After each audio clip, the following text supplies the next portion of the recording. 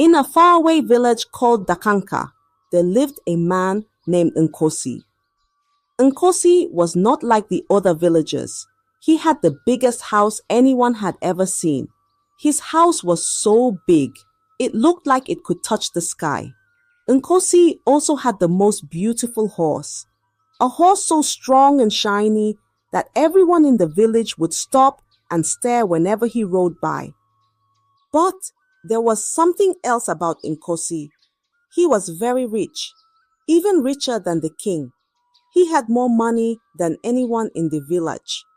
The villagers would whisper to each other, "Look, there goes Enosi, the richest man in all of Dakanka." Enosi loved it when people talked about him.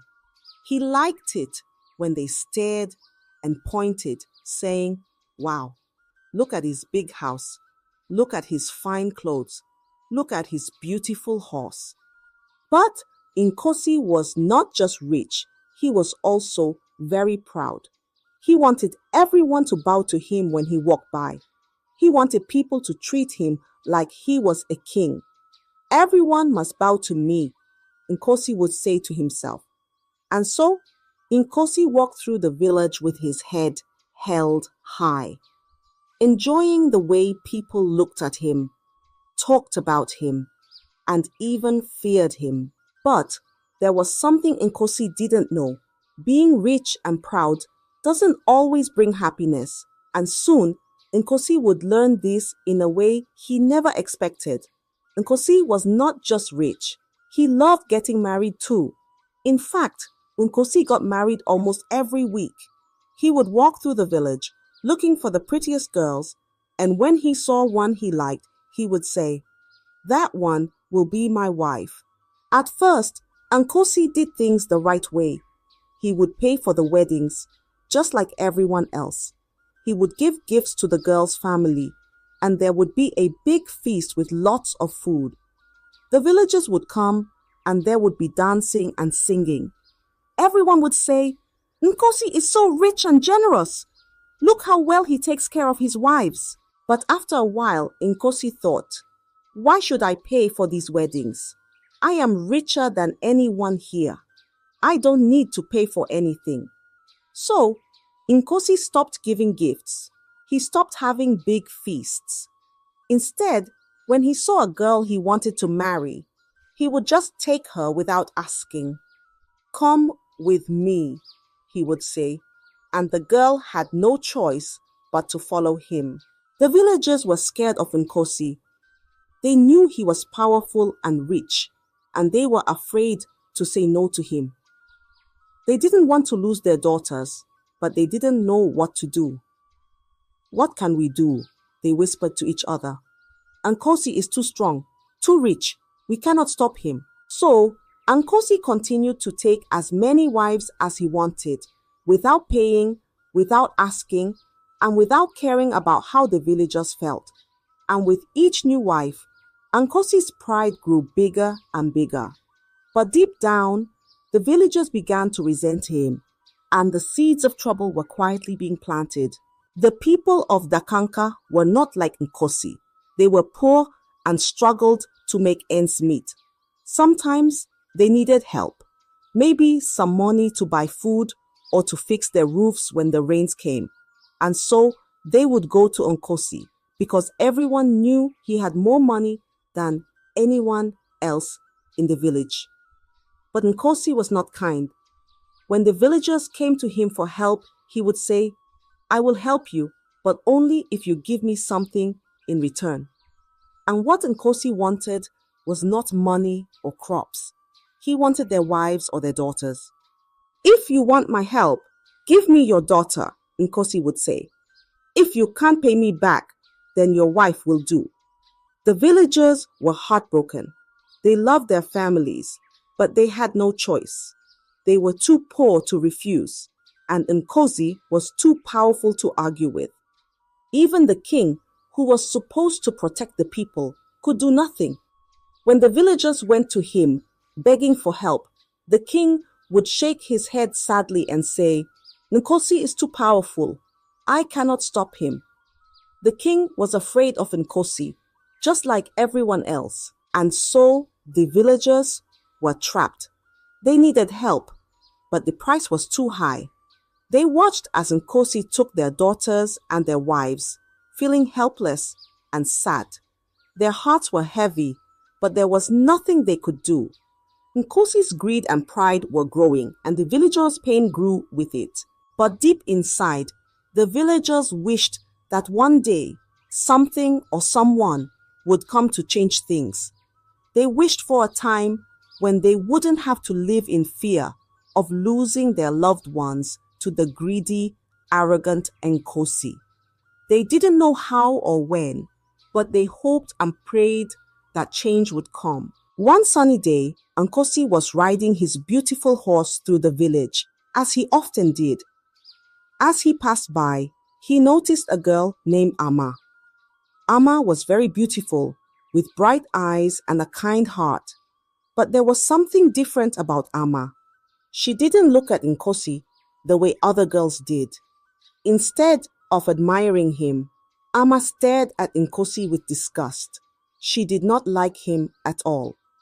Amma was the daughter of Chika, the king's right-hand man and the head of the village warriors.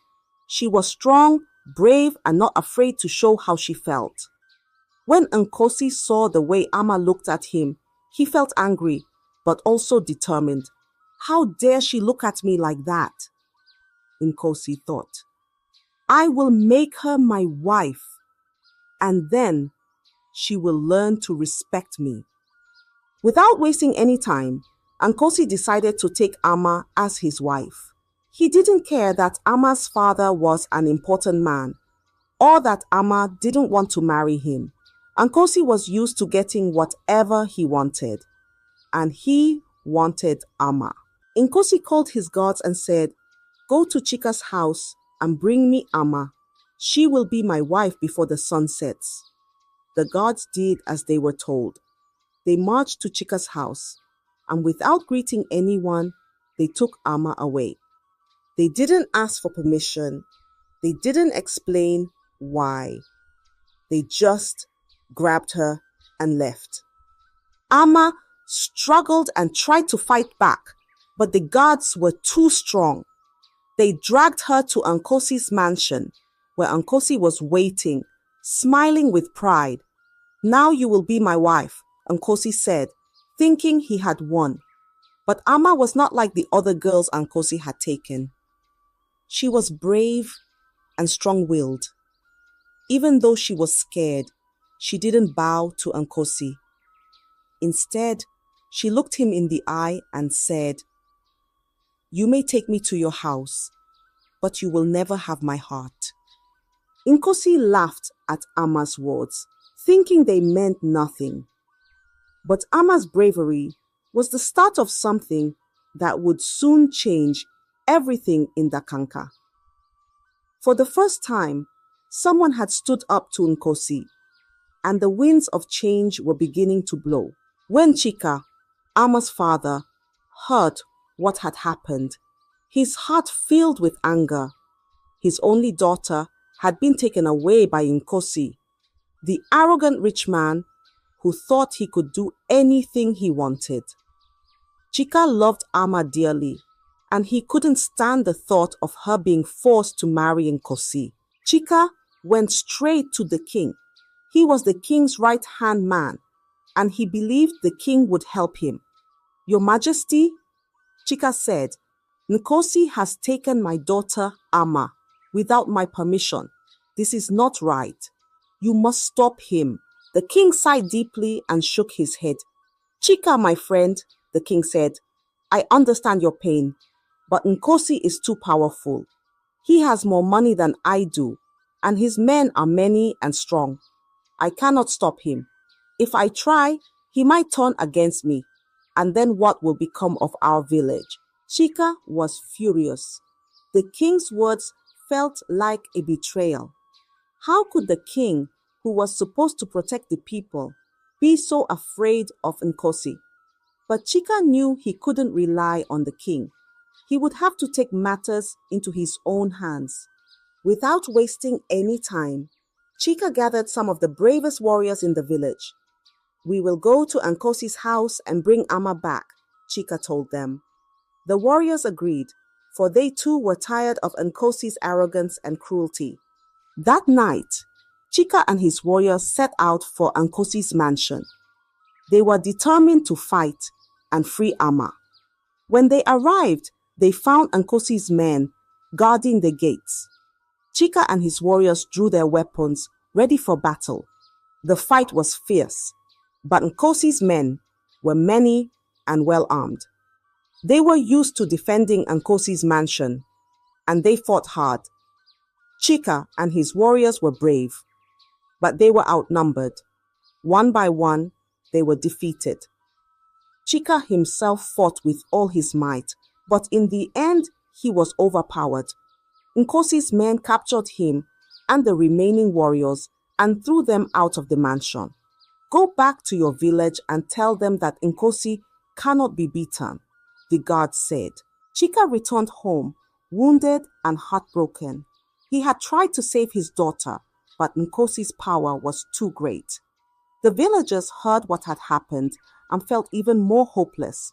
If Chika, the king's right-hand man, couldn't stop Nkosi, then who could? But deep inside, Chika vowed that he would not give up. Amma was his daughter, and he would find a way to save her, no matter what. The struggle was not over yet. After the fight between Chika and Nkosi's men, the whole village of Dakanka was filled with fear. The villagers had always known that Nkosi was powerful, but now they saw just how strong and ruthless he could be. If Chika, the brave warrior and the king's right-hand man, could not defeat Nkosi, what hope did anyone else have? The villagers were terrified. They knew that Nkosi could take any woman he wanted, and there was nothing they could do to stop him. Mothers began to hide their daughters. Whenever Nkosi was near, fathers would keep their wives inside, away from Nkosi's gaze. The village, once full of laughter and life, became quiet and tense. People were afraid to even walk outside. But despite their fear, the villagers were still poor. They needed money to buy food, to fix their homes, and to take care of their families. And the only person in the village with enough money to help was Nkosi. So, even though they knew it might cost them dearly, they continued to go to Nkosi for loans. When they borrowed money from Nkosi, they did so with heavy hearts. They knew that if they couldn't pay him back, Nkosi would demand something much more precious, their wives or daughters. But what choice did they have? They needed to survive, and Nkosi was their only hope. So, the villagers lived in constant fear. They were trapped, needing Nkosi's money, but dreading the price they might have to pay. Every time they saw Nkosi riding through the village on his beautiful horse, their hearts would race with anxiety. Would he notice their daughter? Would he demand their wife next? Nkosi, meanwhile, continued to grow richer and more arrogant. He enjoyed the power he held over the villagers, never once thinking about the pain he was causing. To him, the villagers were just people to control, to take from, and to make himself feel even more important. But beneath the surface, the villagers' fear was slowly turning into something else: anger. They were tired of living in fear, tired of watching their loved ones taken away. And though they were still too scared to act, the seeds of rebellion were being planted deep in their hearts. One bright morning, Nkosi woke up feeling as proud as ever. He stretched in his big, luxurious bed and thought about what new riches he would enjoy that day. But when he stepped outside his grand mansion, he was met with a sight that made his heart skip a beat. Standing in front of his house was a man he never expected to see again: Chief Koko. Chief Koko was a tall, strong man with wise eyes. He stood calmly, looking at Nkosi with a knowing smile. Nkosi felt a sudden rush of fear. He knew Chief Koko well, too well. Before Nkosi became the rich, powerful man everyone feared, he had been a simple servant, and Chief Koko had been his master. Seeing his old master again brought back memories Nkosi had tried to forget. Memories of when he was poor and humble, of when he had to work hard for everything he had. But Nkosi wasn't that man anymore.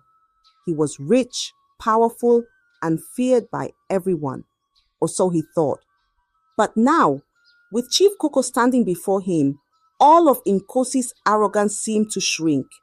He remembered how kind and fair Chief Koko had been, and how he had betrayed him long ago. The sight of Chief Koko filled Nkosi with dread. Why is he here? Nkosi wondered, his mind racing. What does he want? Nkosi tried to compose himself, but he couldn't shake the feeling that something bad was about to happen. Chief Koko's presence was a reminder of the man Nkosi used to be, and it was clear that his past had come back to haunt him. Chief Koko looked at Nkosi calmly, but there was a firmness in his gaze that made Nkosi uneasy. Nkosi, Chief Koko said, his voice strong and clear. It's time to talk. Nkosi knew then that his days of arrogance might soon come to an end. Chief Koko was not a man to be taken lightly, and if he was here, it meant that something was about to change.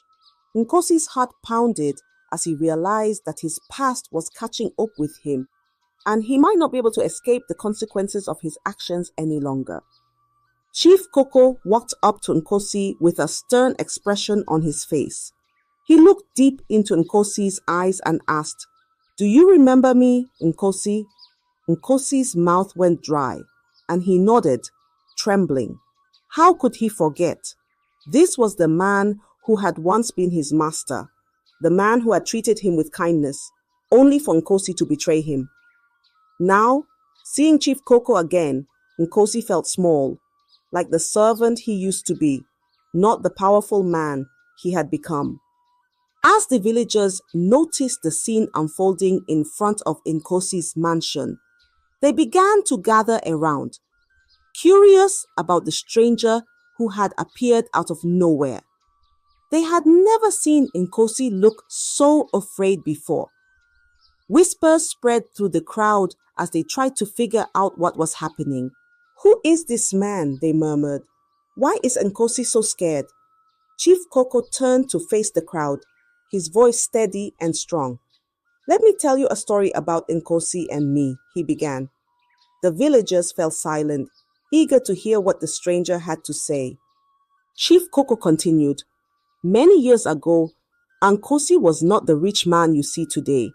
He was my servant. We traveled together, and I treated him like a son. But one day, while we were on a journey, something terrible happened." Nkosi's heart sank as Chief Koko spoke. He knew what was coming and he wished he could stop it. But there was no stopping Chief Koko now. The truth was about to be revealed. Nkosi stood there, surrounded by the villagers who had once feared him, with Chief Koko's words still echoing in his ears. He knew there was no escape from the truth. The weight of his guilt was too heavy to bear, and he could feel the anger of the villagers rising around him. There was no way out but to confess. With a trembling voice, Nkosi began to speak. "Yes, it's true," he admitted. "Once, many years ago, Chief Koko and I were traveling together. He was my master, and I was his servant. I looked up to him, and he treated me well, like a son. But then, one day, something terrible happened." The villagers leaned in closer, their eyes wide with shock and disbelief. They had never imagined that Nkosi, the rich and powerful man they knew, had such a dark past. Nkosi continued, "We were on a journey, and it began to rain heavily. The path we were walking on became slippery and dangerous. As we made our way along the path, Chief Koko slipped and fell. He was badly injured, and he couldn't move. I was scared, terrified even. I didn't know what to do. Nkosi paused, his voice breaking with emotion. Instead of helping him, instead of doing what was right, I let my fear take over. I saw an opportunity, and I took it. I took all of Chief Koko's money and left him there, alone and helpless. I left him to die. The villagers gasped, their hearts heavy with the weight of Nkosi's betrayal. They couldn't believe what they were hearing. The man they had once admired, even if out of fear, had built his entire life on such a terrible act of treachery. Nkosi continued, tears now streaming down his face. I ran away as far as I could. I used the money I stole to start a new life here, in this village. With that money, I became rich and powerful. I built my mansion, I married many wives, and I made people fear and respect me. But all of it, all of my wealth, all of my power, was built on a lie. A lie that began with my betrayal of the man who trusted me the most. The villagers were silent, their minds reeling from the truth they had just heard. They had always known Nkosi as a proud and arrogant man, but they had never known the terrible secret that lay at the foundation of his success. Chief Koko stood silently, his eyes fixed on Nkosi. He had waited a long time for this moment, and now that the truth was out, there was no going back. The villagers turned to Chief Koko, waiting to see what he would do next. Nkosi fell to his knees, overcome with guilt and shame. I'm sorry, he whispered, his voice choked with tears. I am so sorry for what I've done. But the villagers, who had once bowed to Nkosi in fear, now looked at him with a mixture of anger and pity. They knew that the time for Nkosi's reckoning had come, and they were ready to see justice done. The man who had once controlled their lives was now at their mercy, and the power he had once wielded was gone. Chief Koko nodded solemnly as Nkosi finished his confession. The villagers stood in silence, absorbing the weight of the story they had just heard. The truth was finally out, and it was more terrible than they had ever imagined. I survived that day because a kind old woman helped me, Chief Koko said, his voice steady but filled with the memory of his past suffering. She found me lying there, broken and alone, and she took care of me. But I never forgot what Nkosi did. I waited all these years, hoping that maybe he would change, that he would become a better man. But instead, he grew more arrogant and cruel, taking from others just as he had taken from me. The king, who had been listening intently, looked troubled. He turned to the elders, who nodded in agreement. They all realized that Nkosi's wealth and power had not been earned through hard work or honesty, but through dishonesty and betrayal.